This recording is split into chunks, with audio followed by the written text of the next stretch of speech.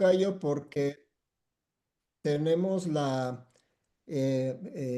facilidad acá, pues mis estudiantes, mi hijo menor que es funcionario del gobierno del estado y es hermano también iniciado, mis dos hijos varones, pues de inmediato me dijeron, papá, ¿nos compartes la conferencia? Sí, con mucho gusto.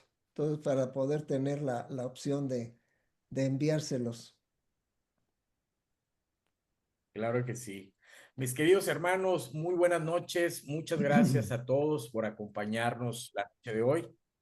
La noche de hoy vamos a tener una excelente conferencia con nuestro gran hermano, mi gran tocayo Agustín de la Isla León, el cual pues nos preparó un excelente trabajo. Vamos a dejar el micrófono primeramente a mi querido hermano y gran amigo, el doctor también Efraín Tamayo Gutiérrez, para que nos pueda compartir un poco sobre quién es nuestro querido hermano Agustín de Isla León. Adelante, querido hermano Efraín, tienes el uso del Muchísimas micrófono. gracias. Muchísimas gracias, querido hermano Agustín. Eh, Muchísimas gracias por la puntualidad también que tuvieron los hermanos presentes aquí. Querido doctor Agustín, recibo un saludo también de toda la comunidad que pertenecemos a Masonería en Movimiento y que obviamente su servidor que pertenece al área de región occidente recibe un afectuoso saludo desde estas tierras de Guadalajara, Jalisco. Pues, me permito obviamente presentar una semblanza que obviamente no hace justicia a todo el esfuerzo y a todo lo que ha sido la dedicación del doctor en ciencias Agustín de la Isla León, oriundo de lo que es la ciudad de Querétaro, que es doctor en ciencia e ingeniería de los materiales. También, obviamente, profesor investigador retirado, sí, pero que obviamente dejó una huella y que la sigue estando dejando también en distintos ámbitos. Historiador, formador, educador durante 49, creo que ya 50 años, doctor Agustín, me parece. Sí, De historiador especializado en historia de México, también incuestionable lo que ha sido esa trayectoria. eh, Iniciado en Art Real, en la Logia Simón Bolívar, sí, en Querétaro, grado 33, activo de Supremo Consejo del Estado de Querétaro. Al momento también parece ser que por distintas razones está acompañándonos, pero con su respectiva licencia.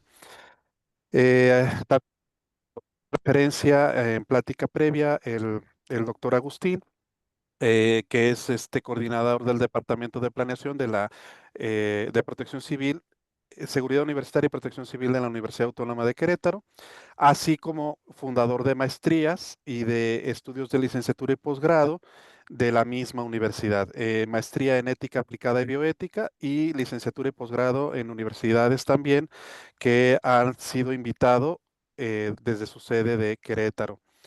Según también hemos estado en el entendido, siguiendo su trayectoria, pues obviamente fundador y profesor de ética aplicada, odontología forense, por el dominio también de su área de conocimiento, de su expertise en medicina legal y forense, biología celular y molecular. Y pues como profesor investigador, pues obviamente en las áreas de metodología de la investigación y redacción de escritos científicos. Dentro de la trayectoria de premios, ganador de la presea Pigmenio González del Ayuntamiento del municipio de Querétaro en el 2019, sí, socio activo perteneciente a la Sociedad Mexicana de Geografía Estadística del mismo estado, fundador y presidente de la misma Sociedad Queretana de Historia, Geografía y Ciencias y Artes, miembro tanto de la Sociedad Mexicana de Geografía Estadística como la Nacional Mexicana de Bioética. Algo que también nos llamó la atención dentro de lo que es sus actividades, gracias. cronista de pentatlón deportivo militarizado, Universitario de América y escritor del libro El orgullo de ser queretano.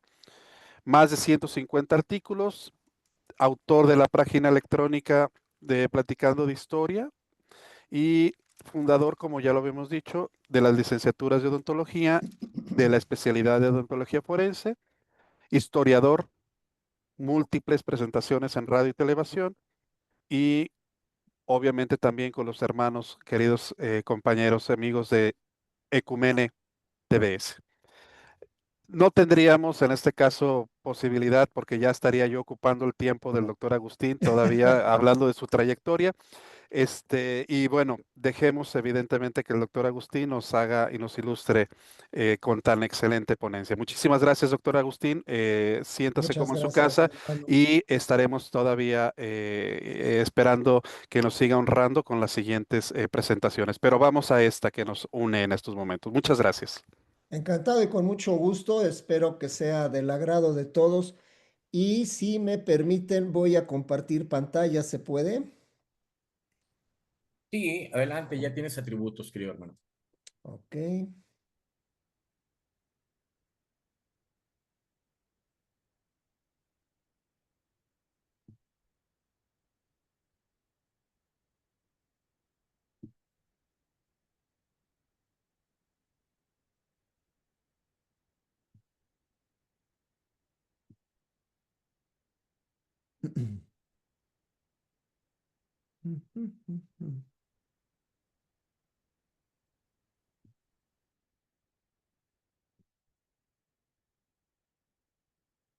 Vamos a ver. Voy a limpiar la pantalla para que pueda yo estar leyendo correctamente. Bien, pues mis queridos, venerables, ilustres e ilustres y poderosos hermanos, a todos en sus grados y condecoraciones, esta noche vamos a platicar la historia por los hechos, por sus personajes, los ideales y las decisiones que moldearon el final del proyecto imperial encabezado por el archiduque austríaco Fernando Maximiliano de Habsburgo. Muy buenas noches a todos. Para mí es un verdadero honor estar hoy con todos ustedes, integrantes de esta ilustre agrupación Masonería en Movimiento, que tanto aporta al pensamiento crítico, al diálogo respetuoso y al estudio profundo de los grandes momentos de nuestra historia. Hoy los invito a emprender juntos un viaje en el tiempo. Nos vamos a trasladar al año de 1867 de la era vulgar, cuando la hermosa ciudad de Querétaro, noble, realmente y de profundas raíces, vivió uno de los episodios más dramáticos de su historia, el sitio que selló el destino de ese llamado Segundo Imperio Mexicano. Este encuentro no será una simple clase, sino una sucesión de fechas que será un recorrido apasionante. Voy a citar a quien fue mi maestro de Historia Universal en la secundaria Gregorio Mendel en Guadalajara. La definición de historia, decía el compañero, porque a todos nos llamaba así, es una sucesión de sucesos sucedidos sucesivamente. Alégale.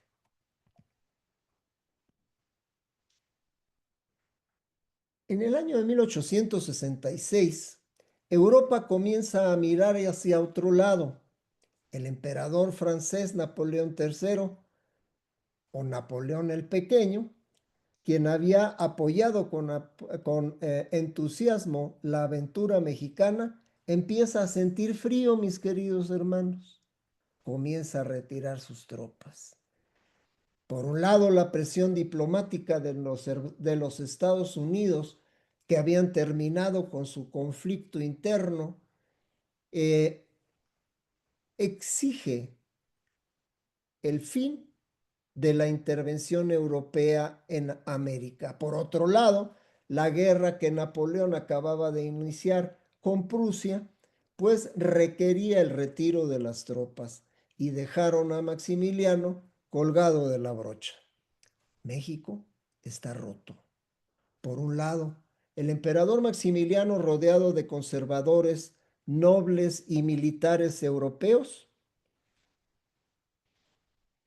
intenta construir un Estado moderno con bases monárquicas constitucionales.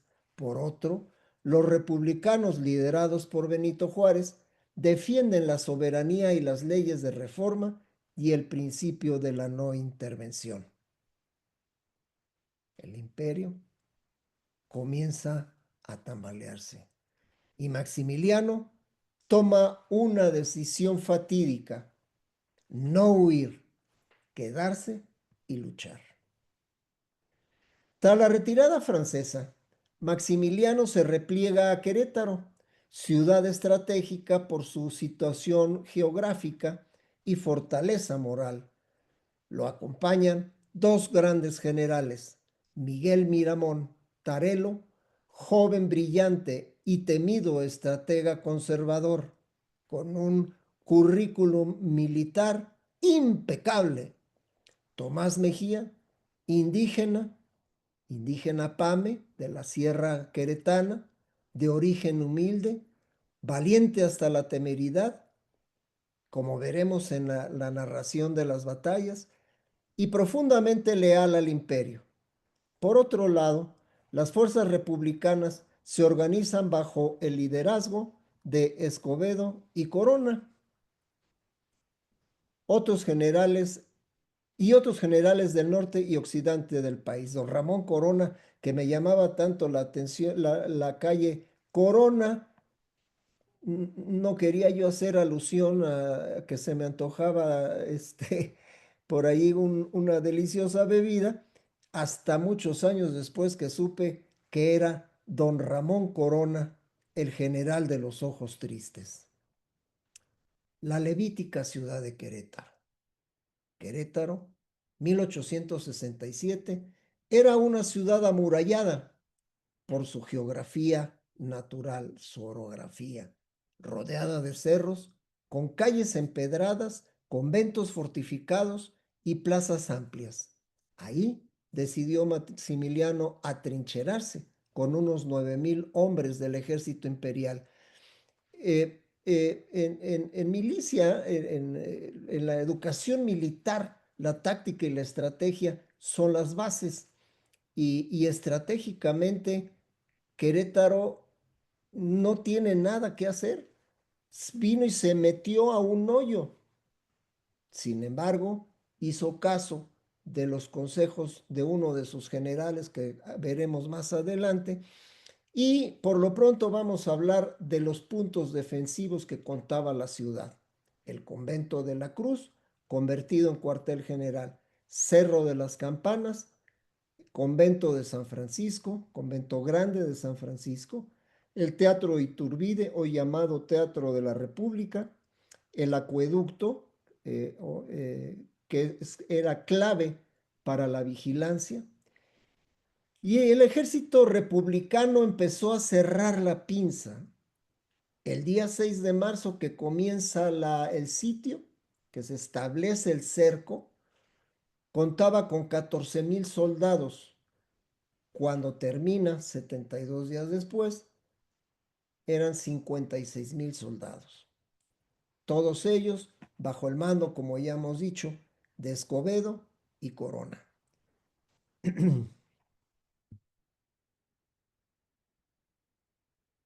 Aquí las acciones. ¿Quiénes fueron los dos jefes por parte del ejército imperial? El emperador Maximiliano de México; el otro, por parte del ejército republicano, don Mariano Escobedo.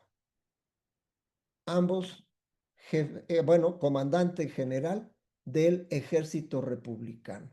Muchos me dicen: oye, es que Juárez era el líder, Juárez era... No, sí, pero Juárez nunca participó en una batalla.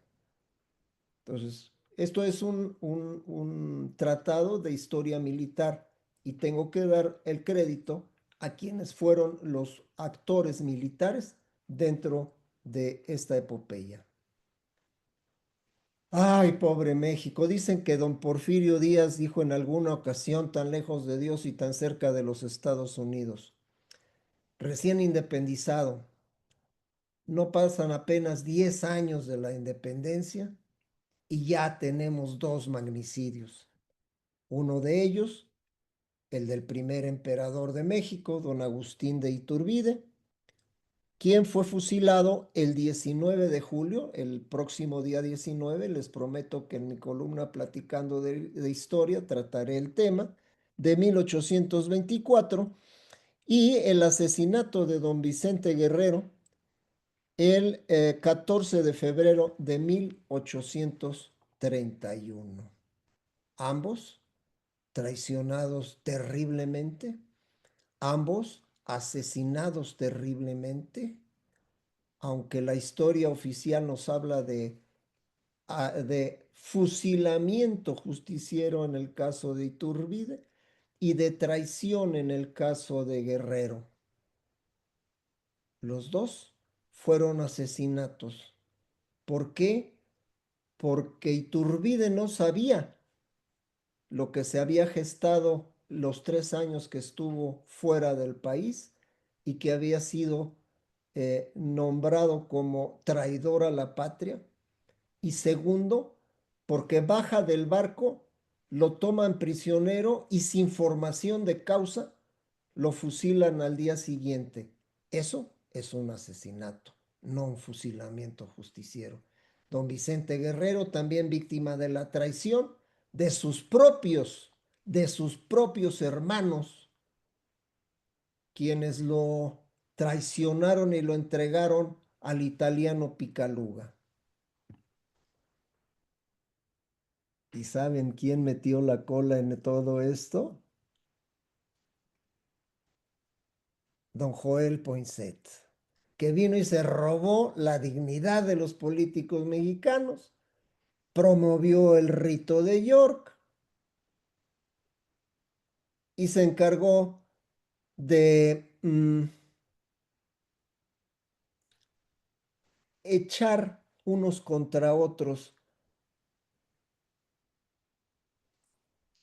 Conjuró al lado de quienes lo quisieron oír, fingiéndose cobijado por la hermandad del rito de York, y se robó hasta la flor más mexicana, nuestra flor de Nochebuena, a la cual registró con su nombre. Aún ahora se llama poinsettia. Vamos a dar un brinquito. 1846, la guerra con Estados Unidos. Los participantes, los jefes de las facciones, como el caso anterior, son don Antonio López de Santa Anna, presidente casi sempiterno, y, y un buen militar. No voy a decir gran, pero algún día platicaremos, los invito a revisar la obra militar de Antonio López de Santa Anna. Por el otro lado, está don Zacarías Taylor, Zachary Taylor, comisionado por el presidente Polk para encargarse del inicio de la investigación y de trabajar en las zonas del norte, porque no fue nada más un solo ejército el que llegó a México, sino que eran 3 ejércitos para cubrir estratégicamente a todo el país. Las líneas rojas y negras que se ven en la parte superior, en la parte norte del país, pueden ustedes ver que son las que con las que se quedó Taylor, y luego las que llegaron por Veracruz a México eran otra columna. Taylor se dedicó a apoderarse de la parte que finalmente le compraron a nuestro país y que no fue Santana el que la vendió. Vamos a pasar a la Guerra de Reforma. Bueno, los 2 principales personajes políticos ahí, no militares, sino políticos, aunque uno de ellos era general, son Benito Juárez García y por el otro lado, Félix Zuloaga, líder uno de los liberales y el líder otro de los conservadores. Esta guerra de reforma duró 3 años.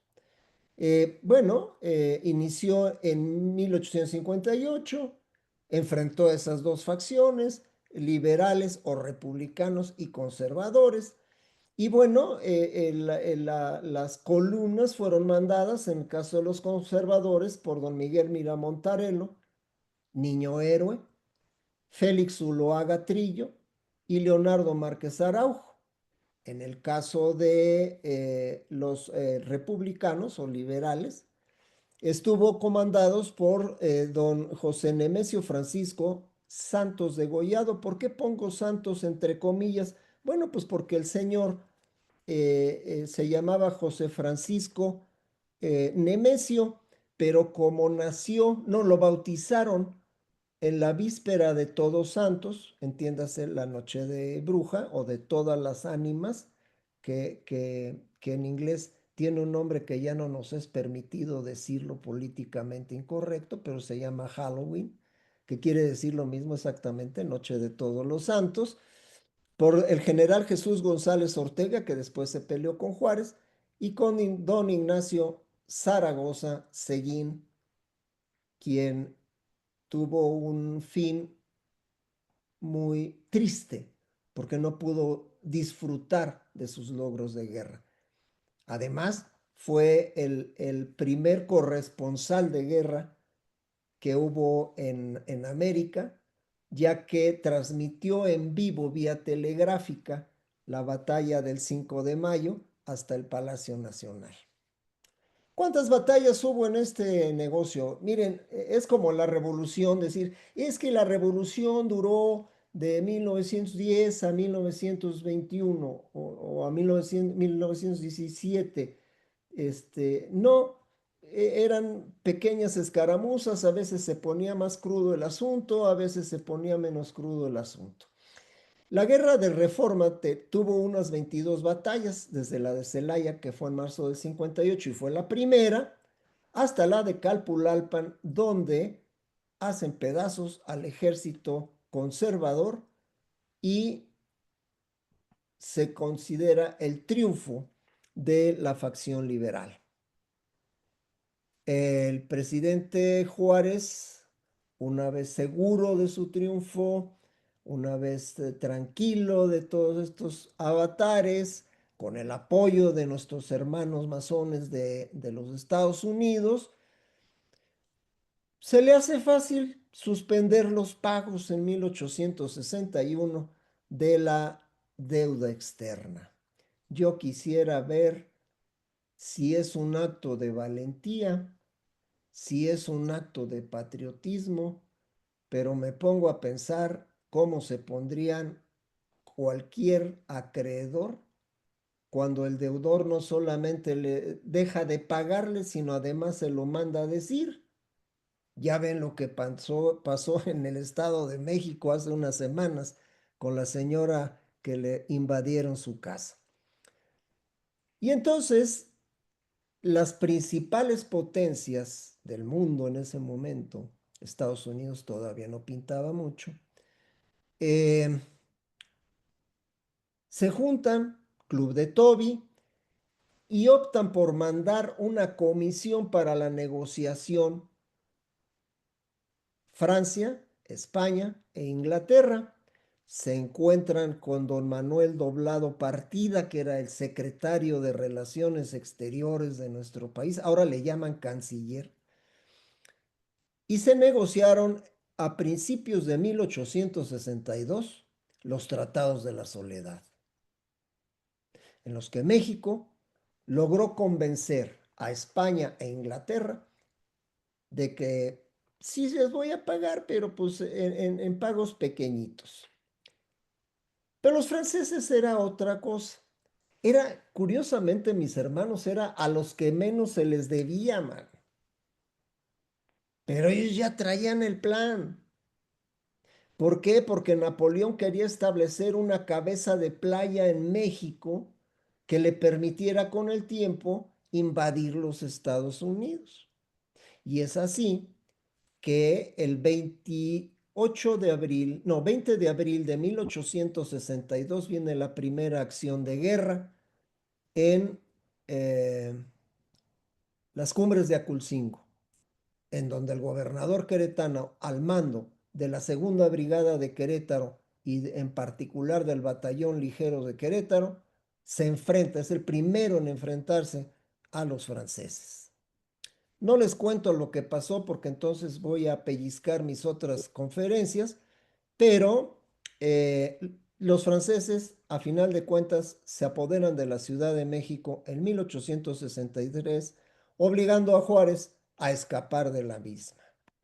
Después de eso, fue un peregrinar en su carretelita por toda la República, por Cuba, por los Estados Unidos, por acá y por allá, para poder seguir con el control. Bien. Oye, oso flaco, ¿y quién es ese güero que está ahí con una bola de gente medio, parecen como entre cuervos y sopilotes? Bueno, pues resulta que este señor era el archiduque Fernando Maximiliano de Habsburgo y que vivía a la sazón, o en ese tiempo, en su castillito, una como especie de casa gris en Trieste, en Italia, y era su castillo de Miramar. Llegan allá el 10 de abril de 1864. Ojo, primero fue la invasión francesa, no hay que confundir la hinchazón con la gordura. Y hasta 1864 es cuando va una comisión de notables a entrevistarse con el archiduque y decirle, convencerlo de que el pueblo mexicano lo quiere como gobernante. No se sabe aún si rey, emperador y todas estas cosas. Esta gente era un grupo de eh, conservadores. ¿Qué pasa con esa gente? Se ha dicho que si fue Miramón, que si fue fulanito y perenganito, hay muchas leyendas. Les voy a dar la lista real de quienes fueron para allá.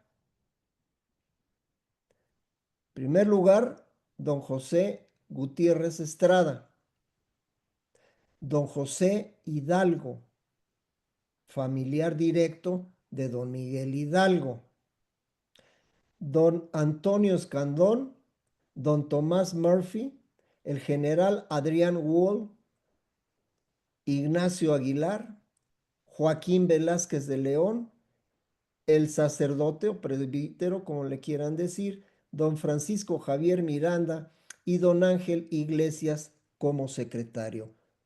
Quien les diga que fue otra gente o que fueron otros políticos, miente. Bueno, llega en el 64, es nombrado emperador de México. Aquí viene otro detalle que me gusta puntualizar, mis hermanos. Hay quienes en la historia oficial de México y quienes en las filas de nuestra orden dicen que no existió y que no sé qué, y el susodicho y el sedicente y el no sé qué. No podemos evitar porque eso pasó. Fue nombrado emperador, que estaba Juárez como presidente, sí, pero no podemos ignorar que este señor llegó y fue nombrado emperador de México. Por cierto, en otra plática, si es que me hacen favor de invitarme, les platicaré que le salió más liberal que los liberales y por eso lo dejaron colgado de la brocha. Por consejo del general Leonardo Márquez, que era su secretario de guerra, su consejero militar consentido, sale de Querétaro, de México a Querétaro el 13 de febrero de 1867. Ya se estaba acabando el imperio, mis hermanos. Podríamos decir que solamente la Ciudad de México, la Ciudad de Puebla y la Ciudad de Querétaro eran las ciudades importantes que el emperador tenía bajo su relativo control. Sale acompañado de su secretario particular, don José Luis Blasio, el ministro de Gobernación, García Aguirre, su médico, el doctor Bash, sus sirvientes camaristas, cocineros, un cocinero alemán, y sus mozos de estribo, además de una fuerza de 1000 hombres de las 3 armas, de los 3 brazos del ejército. En aquel tiempo eran solo 3: artillería, infantería y caballería, y a cuya cabeza va don Leonardo Márquez. Poco después se unió en el camino Vidaurri, don Santiago Vidaurri, que era el secretario general de gobierno, acompañado del coronel Quiroga. Y llegan a Querétaro. Lo que ahora, yo creo que a como vamos, mis hermanos, no quiero ser criticón ni quiero ser sarcástico y estas cosas, pero me da mucha risa. Fíjense que ellos hicieron 6 días para llegar de la Ciudad de México a Querétaro. Obviamente venían pues en carretelas, en caballos y estas cosas, y a cómo está la carretera, como han descuidado la carretera México-Querétaro, que es carretera federal, y que no le han metido ni un centavo, por lo menos en los últimos, no quiero decir cuántos años. Pero ahora sí ya se lo cerraron, va a estar cerrada todo un mes. El 19 de febrero, yo creo que va a llegar el tiempo, si la carretera sigue así, en que haremos 6 días para irlos a visitar a nuestros amigos chilangos. Se inicia el sitio, se cierra el cerco, y el día 6 de marzo de 1867 inicia oficialmente el sitio de Querétaro, que durará hasta el 15 de mayo de ese mismo año. ¿Quiénes fueron los personajes? Oye, mi querido Oso Flaco es mi nombre de escritor, perdón. Pues el principal de ellos fue don Fernando Maximiliano I de México. Él nace el 6 de julio de 1832. O sea, estaba jovencito. Lo que pasa que era como yo, era de frente amplia, por no decir pelón. Y bueno, él era heredero al trono de Austria, pero su hermanito mayor, que ya era emperador, lo hace a un lado y le dice: ¿qué querías? Te tengo una chamba buenísima. ¿Dónde? Aquí cerquita, mano, cruzando el charco. Va a estar, pero de lujo. Para 1851, para esto, no crean que que no le costó trabajo. No eran fifí. Los grados, los cargos se ganaban. En 1851 empieza su carrera en la Armada Real de Austria con el rango de lugarteniente. En 1861, Napoleón sugiere a los embajadores mexicanos como candidato al trono mexicano. 1863, como ya vimos, le entregan la invitación, la acepta, y en 1864, día 14 de abril, Maximiliano y su esposa, doña Carlota de Bélgica, llegan, bueno, dejan Miramar y zarpan a bordo de la nave austriaca Novara. En 1865, don Fernando Maximiliano y su esposa adoptan a los nietos del primer emperador de México, don Agustín y don Salvador, que eran nietos de don Agustín de Iturbide. 1866, Napoleón III ordena la retirada de las tropas francesas de México. El emperador se rehúsa a dejar a sus apoyos mexicanos. Carlota sale rumbo a Europa en busca de ayuda y se vuelve loca en el intento. Imagínense el dolor de una esposa, porque ella sabía perfectamente que nobleza obliga, como dice el, el, la divisa real en España. Ya no lo iba a volver a ver. En 1867 se refugia en Querétaro y después de 72 días, el 19 de junio, el emperador y dos de sus leales generales fueron fusilados por una escuadra republicana en el Cerro de las Campanas.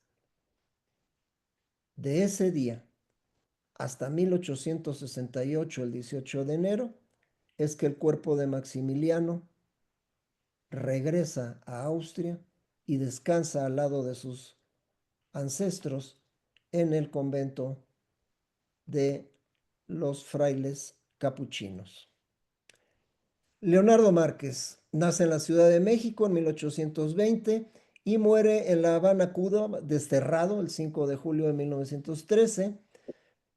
Luchó contra los norteamericanos. Fíjense que es bien curioso, pero la gran mayoría de los jefes del ejército, tanto imperial como republicano, se formaron en la invasión homicida de los norteamericanos a nuestro país.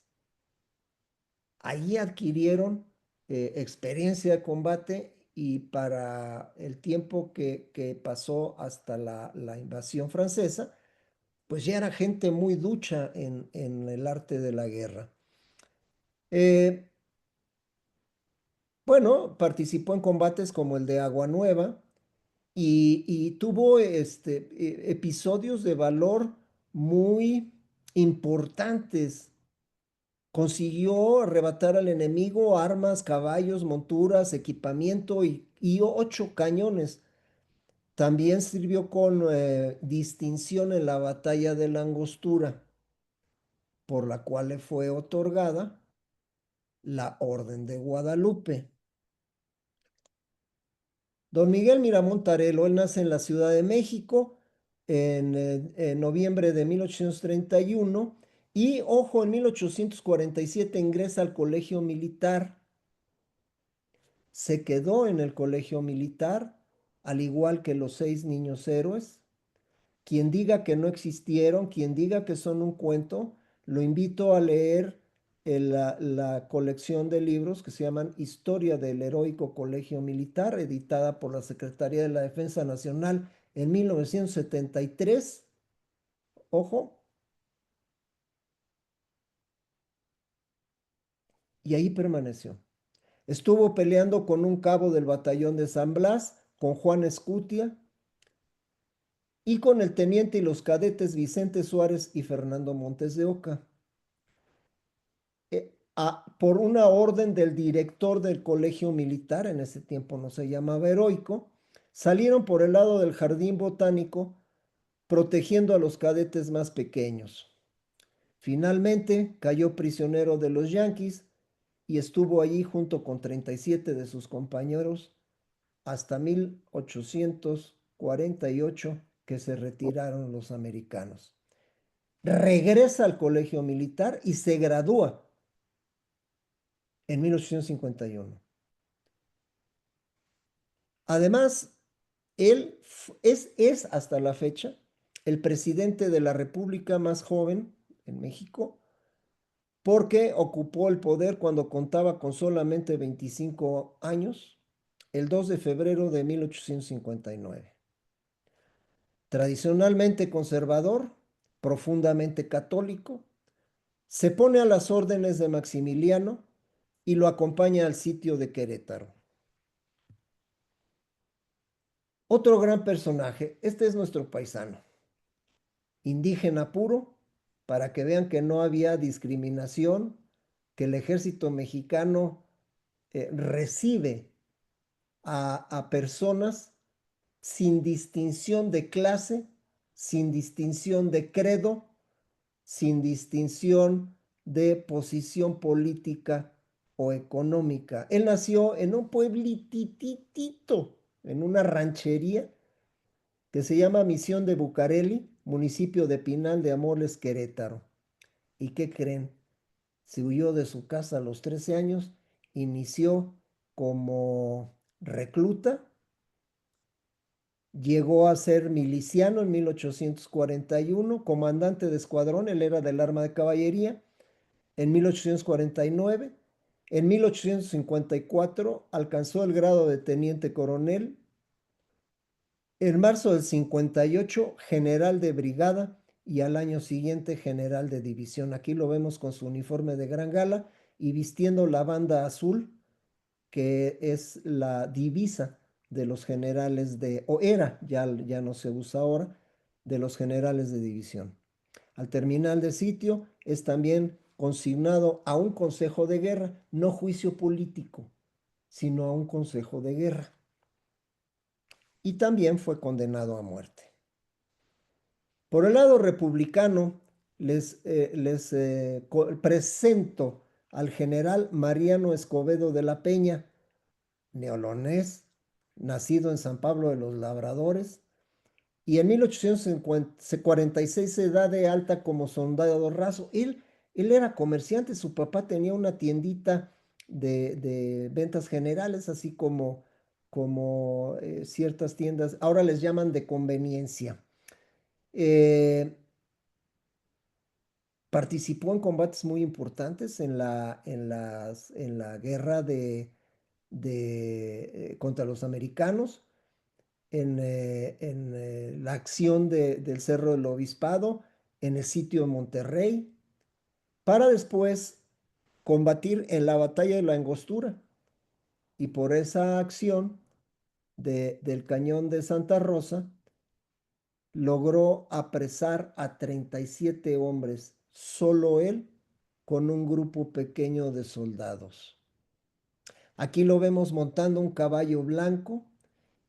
Cuando vengan a Querétaro, les recomiendo mi casa, que es el Museo de la Restauración de la República. Ahí fue donde durante 2 años estuve escribiendo el libro El orgullo de ser queretano. Y esta es una pequeña estatuilla más o menos de 45 centímetros, hecha en cera. Y fue fabricada por un orfebre, ¿no? Sí, artesano, salmantino, de apellido Arredondo, que se dedica a hacer este tipo de figurillas y figurillas religiosas también para nacimientos y demás. En la guerra de Reforma, él se distinguió por haber ayudado a Santiago Vidaurri en sus campañas militares. Ya después llegó a ser coronel y, y bueno, en Río Verde cayó prisionero en una batalla de la guerra de Reforma en Río Verde, San Luis Potosí. Esto es notable para que vean a dónde llega la lealtad entre los militares y a dónde llega la bajeza de quienes no respetan esa lealtad, ese espíritu de cuerpo. Cae prisionero de don Tomás Mejía y aun cuando el jefe del ejército conservador le decía al coronel Mejía, fusílalo, mátalo. Y Mejía le dijo no, porque él es un hermano de armas. Y lo dejó ir. Y su jefe le dijo, no lo hagas porque ten seguro que si tú llegas a estar en esa situación, él no te lo va a perdonar. Y no lo perdonó. Años después, junio de 1867, lo fusila sin piedad en el Cerro de las Campanas. Bueno, por su actuación en la batalla de Puebla le dan el cargo de general, el grado de general brigadier, y luego le dan el mando completo del ejército republicano y toma la plaza en combinación con el traidor eh, López Castillo, Miguel, el 15 de mayo de 1867. Fue jefe de operaciones del ejército republicano y gobernador de Nuevo León y San Luis Potosí. También fue jefe de, presidente del Supremo Tribunal de Justicia Militar y vivió siempre con la carga de que Querétaro no cayó por su brillantez militar, sino por la traición de Miguel López, coronel, jefe del regimiento de la emperatriz, compadre del emperador, al cual le llegó al precio y lo llevó, le abrió las puertas de Querétaro para terminar con el imperio. Segundo al mando del Ejército del Norte, el general Jerónimo Treviño. Bueno, en la guerra de Reforma estuvo al lado de Zaragoza, de Mariano Escobedo y participó también en la defensa de Monterrey en contra de los americanos. Se inició como alférez en los lanceros de San Luis y llegó a formar parte del primer cuerpo de caballería del norte. Luchó en el sitio de Puebla en 1863, que es distinto de la batalla de Puebla. Ojo, en Puebla hubo 3 batallas. La primera, 5 de mayo del 62. La segunda es el sitio de Puebla en 1863, un año después. Y finalmente la del 2 de abril de 1867, cuando Porfirio Díaz, al mando del ejército del centro, va y acaba con el último foco de resistencia de los imperiales. Miren, les presento los uniformes del ejército imperial mexicano. Llega entonces el emperador a Querétaro y 2 días después llega el general Méndez y pasan revista a las tropas en los llanos de la hacienda de Carretas, aquí a 2 cuadras de mi casa, con el fin de ponerse de acuerdo cuántos vienen, cuántos son, cuántos están. Las tropas imperiales reunidas en Querétaro ascendían a 9,000 hombres de las 3 armas. El Estado Mayor se conformó de la siguiente manera: Maximiliano, general en jefe; Márquez, cuartelmaestre general; Miramón, general en jefe de infantería; Mejía, general en jefe de caballería; Reyes en ingenieros; Ramírez Arellano en artilleros y Méndez como jefe de la brigada de reserva. El ejército sitiador, ojo, ya el día 14, el 14 de marzo, se componía de 25,000 hombres. ¿Por qué? Porque ya había llegado a Querétaro el general Sóstenes Rocha, jefe de la primera división; el general Francisco Arce, jefe de la segunda división; y el general Jesús Díaz de León, cuartel maestre. Y miren, esta foto me encanta. Esa foto me encanta porque nos muestra a la plana mayor del ejército republicano. Pueden ver ustedes aquí al general Francisco Paz, comandante de la artillería, parado a la izquierda. Y van ustedes a ver a personajes muy importantes. Uno de nuestros, por lo menos 2 de ellos, nuestros hermanos. Ven ustedes sentado a la derecha a don Ignacio Manuel Altamirano, que entre escribiendo libritos y no escribiendo libritos era coronel del ejército republicano. A don Francisco Méndez. Al centro vemos al general Corona. Y en la parte superior vemos a los hermanos Rincón Gallardo. Sentado a la izquierda ven ustedes al nieto de don Vicente Guerrero, a don Vicente Rivapalacio Guerrero.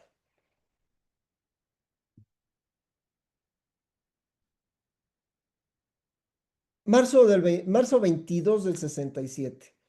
Salen de Querétaro para México Márquez y Santiago Vidaurri, según iban a por refuerzos, según iban a reforzar la Ciudad de México y según se hicieron ojo de hormiga y nunca regresaron. Se llevaron 1,200 hombres de las tres armas y la guarnición de 9,000 quedó en 7,800. Batallas. La primera batalla, 24 de marzo, batalla de la Hacienda de la Casa Blanca. Si conocen Querétaro, actualmente la avenida Constituyentes, todavía se conservan restos de esa hacienda, por lo menos una barda blanca. Y el control del ataque fue el general Ramón Corona junto con otros generales y coroneles y la defendieron el general Migamón y el general Mejía, además del coronel Ramírez Arellano. Aquí se da una acción de valor notable. Se inicia la batalla a las 6 de la mañana en posición paralela a la Alameda. Los republicanos tenían su cuartel general a más o menos 4 kilómetros de la Alameda y por falta de preparación, de concentración y alcance, las columnas rompieron su formación, o sea, la artillería empezó a disparar y les estaba pegando a los propios republicanos. Después de esto, los soldados voltearon caras y huyeron. La caballería enemiga, o sea, la caballería de los imperiales, no esperó, cargó y suspendió oportunamente la persecución, llevándose una multitud de prisioneros y replegó con celeridad a la plaza, esto es a la hacienda de la Casa Blanca. ¿Quién fue el responsable de ese ataque? El general Tomás Mejía de Martina, quien al iniciar la carga de caballería, era la época donde los jefes militares iban al frente de sus tropas, no metidos en un cuartelito, en una oficina. Y al grito de muchachos, así se muere un hombre, inicia la carga sobre las tropas republicanas en la batalla de la Casa Blanca. Esto, amigos míos, nos muestra el valor y arrojo de este queretano que llevó hasta el sacrificio su lealtad.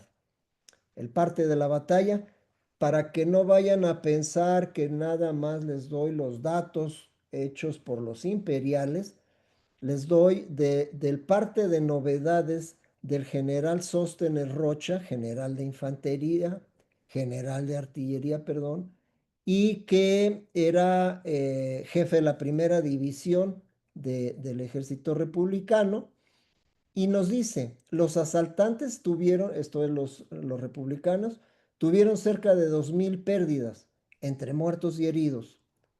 Estos últimos, los prisioneros, fueron 400 y de ellos 32 oficiales. Por el lado de los sitiados, no existe parte oficial, pero, nos dice el general Rocha, fueron muy pocos. Batalla del 1 de abril. Esta sí estuvo durísima. Se llevó más o menos 3 kilómetros de persecución de los imperiales hacia los republicanos. Funestos resultados. El general Miramón ataca los flancos del Cerro de San Gregorio, derrotando al general Antillón. Los ataques fueron brutales a quemarropa, a las orillas del río Querétaro. Cuentan los historiadores que la sangre escurría en la bajada de la ribera del río y tiñó de rojo el río Querétaro. Ataques a quemarropa, repliegue hasta el templo de San Sebastián, en la línea de retirada marcada por los cadáveres. Todavía cuando empecé yo a escribir de historia en el 2013, que empecé a conocer esto, em, fui a buscar en el templo y en la placita del Jardín San Sebastián, y todavía en las partes altas de las paredes de adobe, todavía se ven los agujeros de la rociada de balas. Eh, Les recomiendo aquí, antes de que otra cosa pase, un libro que se llama El sitio de Querétaro, de Editorial Porrúa.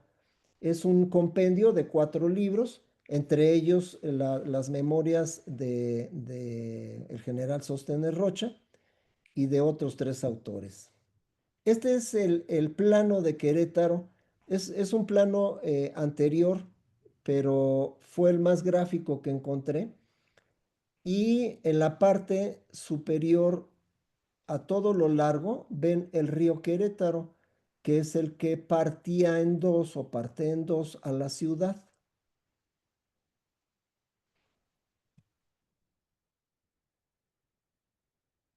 Este es el puente, único puente, por donde se podía pasar del centro de Querétaro hacia la otra banda, hacia el otro lado.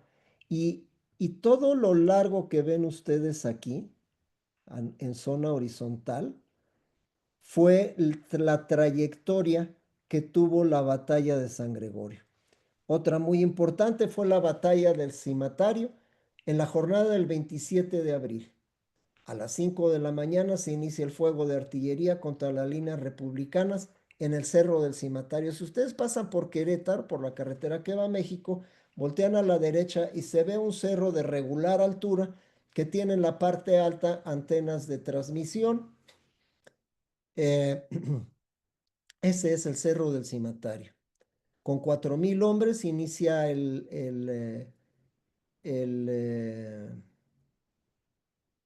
el ataque del general Miramón.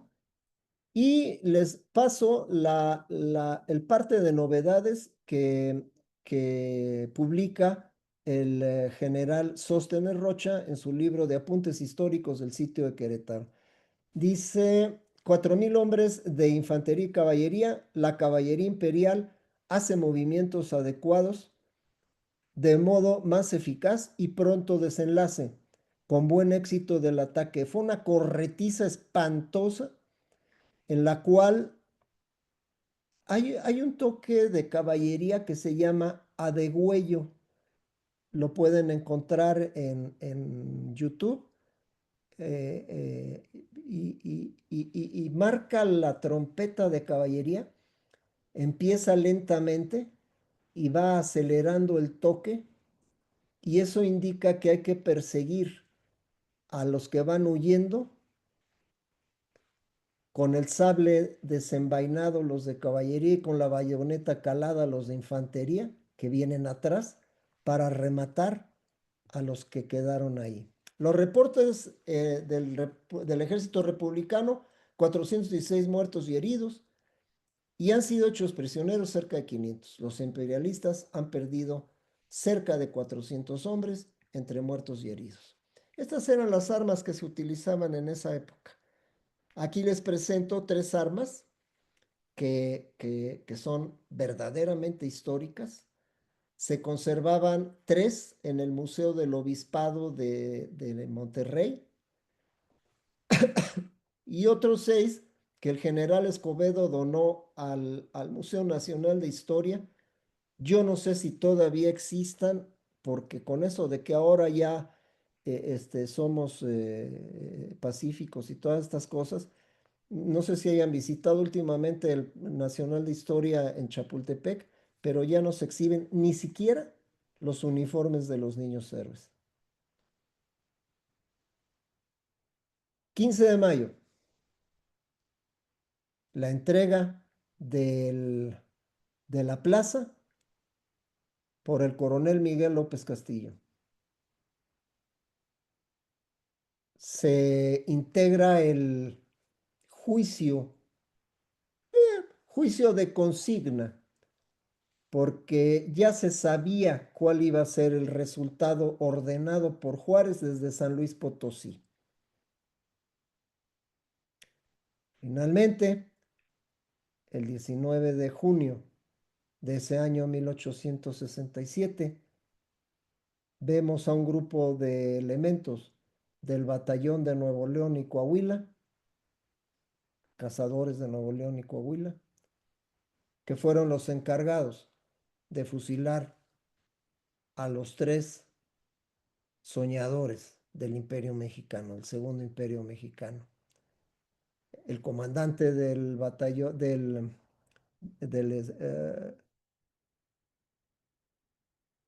escuadrón de fusilamiento, sí, era un jovencito de 19 años. Y uno de los elementos que ven ustedes aquí fue un soldado raso que fue el encargado de dar el tiro de gracia al emperador en el corazón y que muchos años después, ya con el grado de general, fue el que tomó prisionero al presidente Madero para llevarlo al martirio.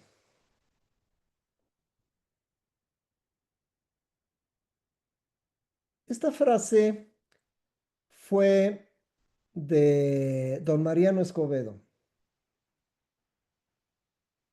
y, y a la pregunta en una reunión ya posterior al triunfo de la República, que le preguntaron por qué y quién había sido, aquí les presento al traidor. Según dice don Mariano Escobedo, a los traidores se les usa y se les desecha. El precio de su traición fueron 3,000 pesos oro que entregó el dueño de la fábrica de textiles Hércules al general Escobedo en préstamo. Y después del sitio, ¿qué pasó?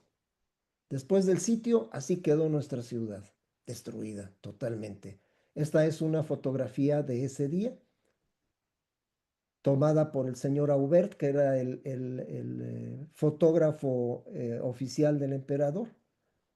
Y después del sitio, decimos, queretano soy, señores, y le atoro a las manganas. Tengo fama de pelado y tengo para los traidores mi cerro de las campanas. Agradezco, amigos y hermanos míos, profundamente su atención, su interés por nuestra historia y sobre todo su disposición para mirar el pasado, no como un museo, sino como una fuente viva de reflexión y conciencia.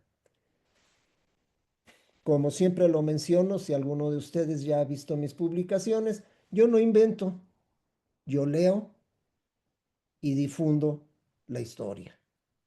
En particular, esta conferencia me llevó en su momento más de 1 año y medio prepararla. Pongo a su disposición la bibliografía. Son alrededor de 30 fichas bibliográficas. La gran mayoría fíjense que es una maravilla ahora que Internet nos pone a la mano las bibliotecas de las universidades. La de Nuevo León tiene una biblioteca extraordinaria, las de los Estados Unidos, las del Congreso de los Estados Unidos, la del Smithsonian. Por favor, busquen, como le dijo el ángel a San Agustín, tole leye. ¿Quieres conocer a Dios? Tole leye. Toma y lee. Y vamos a dejar rápidamente, antes de que se me vayan a dormir, algunos temas de reflexión. ¿Qué valores vieron enfrentarse en este episodio? El deber, la lealtad, el poder, la traición o las cuatro. ¿Maximiliano fue un mártir o un invasor bien intencionado? ¿Podemos hoy reconciliarnos con ambos bandos del pasado? ¿Qué enseñanza ética o masónica encontramos en la caída del imperio? Amigos míos, hermanos míos, muy buenas noches y los invito a seguir platicando la historia. Muchísimas gracias. Muchísimas gracias, doctor Agustín de la Isla. Querido hermano, le agradecemos muchísimo, encarecidamente, esta ilustración de una parte de la historia de lo que nos hace, algunas cosas que nos enaltece y en otras cosas que nos avergüenza. Sí, Pero creo que es magnífica la forma como usted nos planteó, magistral como nos planteó y nos no, acompañó muchas en gracias. en esta condición. Quisiera tener la oportunidad de brindar la palabra a alguno de los hermanos que nos está acompañando, de los participantes que nos seguimos muy atentamente. Quisiera dar la oportunidad también para aquellos que tengan la misma oportunidad de agradecerle su participación y si tienen alguna pregunta específicamente o puntualmente para el doctor Agustín de la Isla León. Muchísimas gracias. Queda los micrófonos abiertos. Estoy a sus órdenes. ¿Qué tal? Muy buenas noches. Si me lo permiten, el uso de la palabra ya para finalizar en este sentido. Por favor, hermano Israel, a sus órdenes. Perdón. Ya por último decía, pues primeramente agradecer a mi querido hermano y maestro la luz vertida esta noche. Me generaron ciertas preguntas. Primeramente y obviamente felicitarle todo el conocimiento que tiene sobre el Gracias. tema. Y debido a ese amplio conocimiento, cuando se generan dudas es porque la temática cumplió el cometido y la exposición cumplió el cometido. En ese sentido, maestro, quisiera preguntarle su opinión sobre esta comisión que visita a Maximiliano ahí en su castillo de Miramar. Primeramente, ¿con qué facultades se presentaba o con qué cartas de presentación acudieron con Maximiliano? Es decir, ¿ostentaban algún grupo, alguna asociación como tal o eran simples interesados en, en esta nueva forma de gobierno, tal como conservadores? Y segundo, esta acción emprendida por Maximiliano se podría tomar como lo que hoy denominamos un golpe de Estado. ¿Es cuánto? Gracias, mi venerable hermano. Bien, en orden de las preguntas, le comentaré que en la época que fueron ellos, gobernaba el país Félix Zuloaga y en compañía de un grupo de regentes. Y entonces esta comisión fue como una comisión oficial del gobierno mexicano. Es una de las cosas que tenemos que luego nuestra historia oficial, pues obvia, no quiero decir que de mala voluntad, pero sí, muchas cosas en el contexto general. En ese momento, cuando ellos van para allá, el gobierno mexicano era, o el presidente mexicano era don Félix Zuloaga. Y bueno, los regentes mandaron a esta comisión en nombre del gobierno mexicano. En cuanto a su segunda pregunta, no es un golpe de Estado porque recuerde usted que primero llegaron los franceses. Cuando Maximiliano, 3 años después, llega a México, no, perdón, 2 años después llega a México, el gobierno republicano ya no existía. El país estaba tomado completamente por los franceses. No había cabeza de gobierno. Ahora, si nos vamos a la legalidad, pues el gobierno mexicano estaba fuera del país y según tengo entendido, la constitución, aún la de 1857, dice que si el presidente de la República no está en el país, por causas de guerra, por causas de secuestro, por causas de lo que sea, el gobierno deja de tener efecto. Sí, Entonces fíjese que entonces en no ese puede sentido ser ahí un golpe de Estado.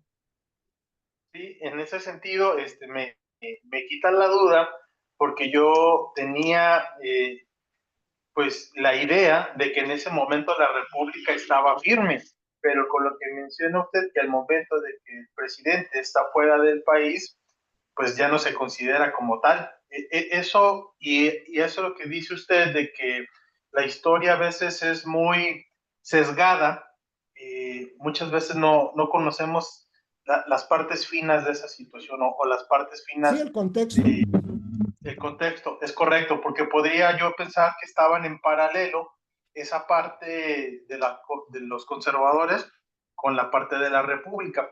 Y por último, antes de que se me olvide, la historia o los mitos habían contado que parte de esa comisión que había acudido con Maximiliano estaba dentro de ellos Juan Nepomuceno. Ahora que usted menciona que los integrantes que acudieron en esa comisión no estaba este personaje, pues se me cae ese mito, ¿verdad? De alguna manera. Sí, hay muchos historiadores que dicen que sí fue. De hecho, el general que nunca llegó a ostentar el cargo, su cargo o su grado más bien, era como coronel graduado, que ya no existe en el ejército mexicano actual. Este, estaba en Europa, pero no era parte oficial de la comisión. ¿Era conservador? Sí, sí, era conservador. Muchas gracias, maestro. Agradezco la luz y recibo un fuerte abrazo desde Casas del Oriente de Guadalajara. A sus órdenes, mi hermano. Un placer como siempre. Muchas gracias. ¿Algún otro, querido hermano, que tenga la oportunidad y el deseo de participar con alguna pregunta o comentario para el doctor?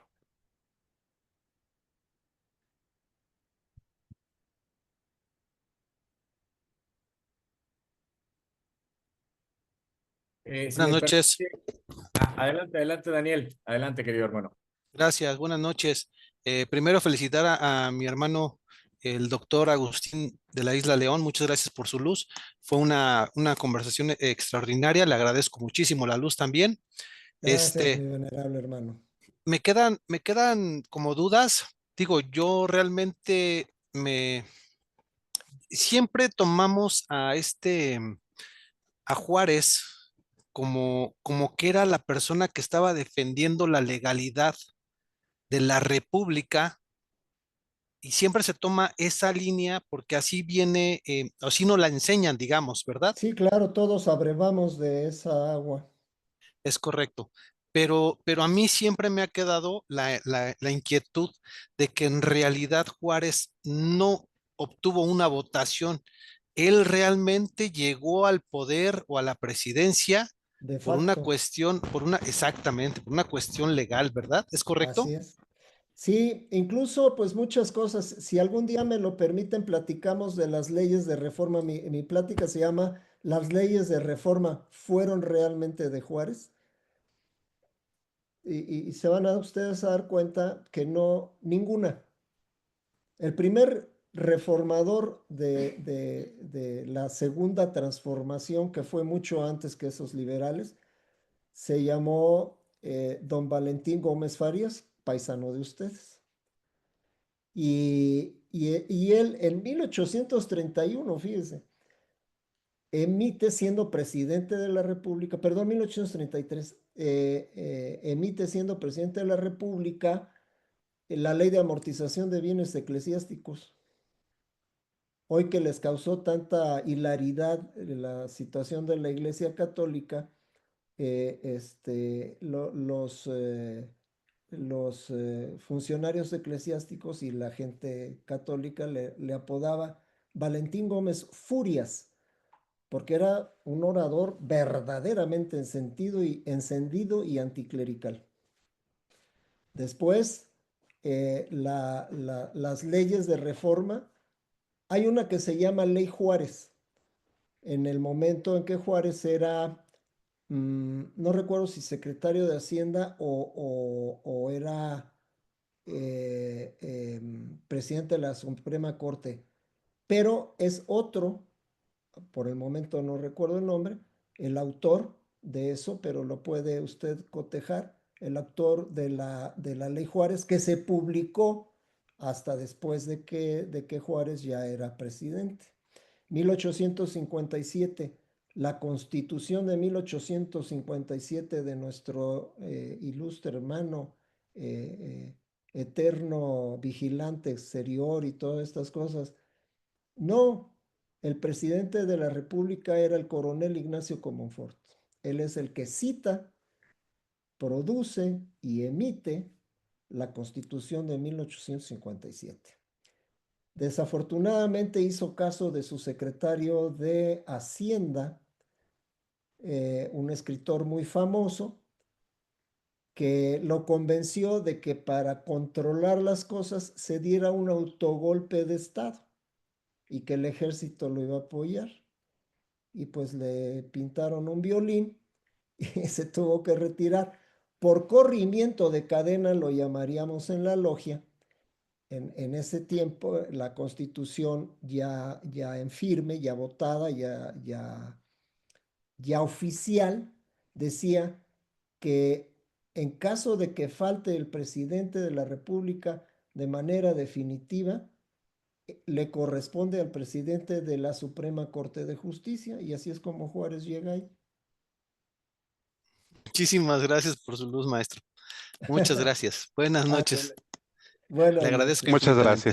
Muchas gracias, hermano. Todo es Doctor, comprobable, ¿eh?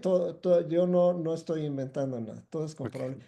Y si le queda la duda, busque los 5 tratados que Juárez hizo con el gobierno y con las logias norteamericanas. A lo mejor. perfecto. Tendremos que seguirlo dentro de la literatura que seguramente nos va a facilitar Sí, la ahí está. presentación para poder ser más puntuales con respecto a esta 30 fichas que nos está manejando, por supuesto. En el chat, hermanos, estamos viendo la participación. Hermana Vanessa Galindo, desea participar. No sé si nos está escuchando, que pueda abrir su micrófono.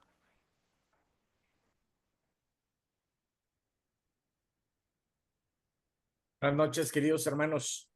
Querido hermano Efraín, gracias por concederme el uso de la palabra. Pues no me queda más que agradecer a mi querido hermano y gran tocayo Agustín de la Isla. Gracias por la oportunidad que me brindaste de poder coincidir y haberme deleitado por este gran viaje que nos diste, por esta bella historia de nuestro país. Como bien lo comentas, llena y plagada de traiciones, lealtad, algo que tristemente ya está en desuso, ¿verdad? ¿Quién sabe? Ya estoy dormido. Ya. Me queda un excelente sabor de neurona, te agradezco mucho y pues continuamos con ceder el uso de la palabra por si algún otro hermano desea hacer alguna pregunta, algún comentario. Claro que sí. Adelante, muchísimas gracias, tocayo.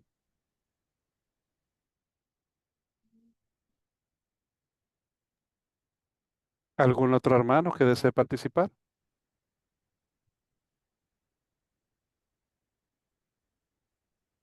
Bien, me parece, no sé, hermano Agustín, que podríamos dar por satisfecho, evidentemente, nuestro ansias y nuestro deseo de saber. Agradecemos al hermano, el doctor Agustín de la Isla León, por obviamente su excelente ponencia y participación. Por supuesto que también estoy seguro, hermano Agustín, estará en comunicación con su tocayo, el Claro, hermano Castillo, para que nos podamos de nuevo seguir con estas grandes participaciones y esta gran claro, luz que la cual está virtiendo a todos y cada uno de nosotros dentro de esta necesidad de saber que tenemos también de la historia de nuestro país, de saber los claroscuros, que obviamente también es parte de nuestra responsabilidad, de nuestra formación de las logias a las que cada uno de nosotros pertenecemos y el compromiso que cada una de las mismas logias tienen con la verdad que definitivamente deseamos ejercer. Si así fuera posible, entonces, no sé, hermano Agustín Castillo, si nos pudiera entonces dar las palabras finales, podernos despedir. Buenas tardes, noches, Ah, perdón. Disculpa que los moleste. Adelante, adelante, por la favor. estábamos esperando, Ana. Gracias, es que me sacó la aplicación. Les saludo desde el oriente de Sinaloa. Un placer escucharlos, saludarlos y comentarles, pedirle consejo al hermano sobre los métodos y la forma de el estudio de la historia de la masonería, ya que en este momento me encuentro por concluir mi tesis de historia en masonería para la región sinaloense sobre el siglo XIX. Es muy importante para mí poder escuchar su consejo y alguna perspectiva referente, ya que ha sido de verdad que un camino bastante complicado al toparme con la diferencia de la mentalidad con los sinodales que no tienen la perspectiva que podemos tener quienes, pues, vemos la masonería desde otra forma, ¿no? Claro. O desde el interior, de alguna manera. Sí, yo creo que Gracias. al contrario, estoy a sus órdenes. Mire, de momento se me viene a la mente el Archivo General de la Nación, Ujú. lo que fue el terrible Palacio de Lecumberri, ahora es el Archivo General de la Nación y usted puede acceder de manera gratuita. Hay que llenar un formato de inscripción y puede tener acceso a la gran mayoría, hay otros que son solamente presenciales, pero a la gran mayoría de los archivos, tanto de documentos como de libros, que usted puede consultar. Es una de las fuentes de conocimiento, tanto general como particular de la masonería. Gracias. Y sobre los diarios históricos de algunos personajes de la época, ¿qué apreciación tiene usted de considerar sus textos? Recuerde que la historia, a pesar de que está considerada como ciencia, a mí no me convence mucho, Ujú. porque cada quien cuenta de acuerdo a cómo le fue en la fiesta. Hay gente por ejemplo, el general Sóstenes Rocha, que fue un verdadero asesino, porque Juárez lo mandó allá por sus tierras de usted, allá Sinaloa y Sonora, a hacer matanza de indígenas. Eh, eh, no tuvo empacho en reconocer los triunfos en las batallas del sitio de Querétaro, en sus memorias de guerra. Hay que tomarlo con mucha paciencia y sobre todo confirmar las notas. Bien. Todo libro de memorias, porque la historia es eso, es una memoria. No hay historia sin memoria. Y la historia la hacemos todos nosotros. Ujú. Con lo que recordamos, usted se oye su voz joven, pero yo estoy cumpliendo mis primeros 70 años y bueno, cada vez me acuerdo más y estoy escribiendo mis notas. Hay días que me acuerdo de algo reciente, hay días que me acuerdo de mi infancia o de muy primera infancia y escribo lo que me acuerdo, pero puede ser que el contexto real no fuera así, si no es lo que yo recuerdo en este momento. Ese es el problema de las memorias. Bien. Por otro lado, tenga mucho cuidado con el asunto de las lealtades. Ujú. Esto es, ya ve usted que por decreto presidencial le retrasaron 4 años el nacimiento de Tenochtitlán para que queda, no, 2 años, de 1800, de 1523, no, ¿qué? 1300, perdón, al 25, que sería hasta ahora, para que le tocara en su sexenio a esa persona. Mm. Y los jilgueros del régimen Buta hicieron hasta lo imposible, diciendo que es porque era la fundación lunar. No pudo haber fundación lunar en Tenochtitlán porque los mexicas eran hijos del sol, no de la luna. Coatlicue, la diosa de la luna, Huitzilopochtli la despedazó. Entonces, pues hay que tener mucho cuidado con los jilgueros del régimen Bien, que sea, ¿eh? sí. Muchísimas gracias. Estoy a sus órdenes. Triple abrazo.